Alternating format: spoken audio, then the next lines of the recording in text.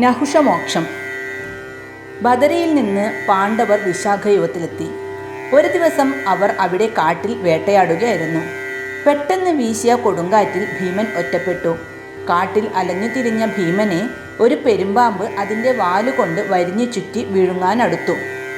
സർവശക്തി പ്രയോഗിച്ചിട്ടും ചുറ്റ് ശരീരത്തിൽ നിന്ന് അഴിച്ചുമാറ്റാൻ കഴിയാതായ ഭീമൻ പെരുമ്പാമ്പിനോട് ചോദിച്ചു, ഇത്രയും ശക്തനായ താങ്കൾ ആരാണ്?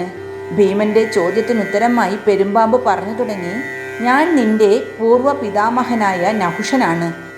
ഇന്ദ്രപദവി ലഭിച്ച ഞാൻ എൻ്റെ ഐശ്വര്യ സമൃദ്ധിയിൽ വളരെയധികം അഹങ്കരിച്ചു. ബ്രഹ്മർഷിമാരെ കൊണ്ടെല്ലാം എൻ്റെ പല്ലക്ക് ചുമപ്പിച്ചു.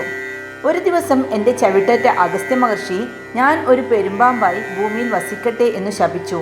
യുധിഷ്ഠിരൻ വന്ന് എനിക്ക് ശാപമോക്ഷം നൽകുമെന്നും പറഞ്ഞിരുന്നു.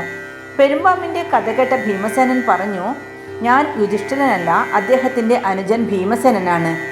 അതെനിക്കറിയാം. നിന്നെ അന്വേഷിച്ച് യുധിഷ്ഠിരൻ ഇവിടെ വരാതിരിക്കില്ല. ഭീമനെ അന്വേഷിച്ചിറങ്ങിയ യുധിഷ്ഠിരൻ അവിടെ എത്തി. ധർമ്മപ്രശ്നങ്ങളെ സംബന്ധിച്ച് പെരുമ്പാമ്പ് ചോദിച്ച ചോദ്യങ്ങൾക്കെല്ലാം യുധിഷ്ഠിരൻ മറുപടി നൽകി. ഭീമസേനനെ വരിഞ്ഞു മുറുക്കിയ വാൽ പതുക്കെ അയഞ്ഞു തുടങ്ങി. ശാപമോക്ഷം ലഭിച്ചു മുക്തനായ നഹുഷൻ യുധിഷ്ഠിരനെയും ഭീമനെയും അനുഗ്രഹിച്ചുകൊണ്ട് സ്വർഗലോകത്തേക്ക് പോയി. പാണ്ഡവർ പാഞ്ചാലിമൊത്ത് വിശാഖയുവത്തിൽ നിന്നും വീണ്ടും കാമ്യക വനത്തിൽ എത്തിച്ചേർന്നു.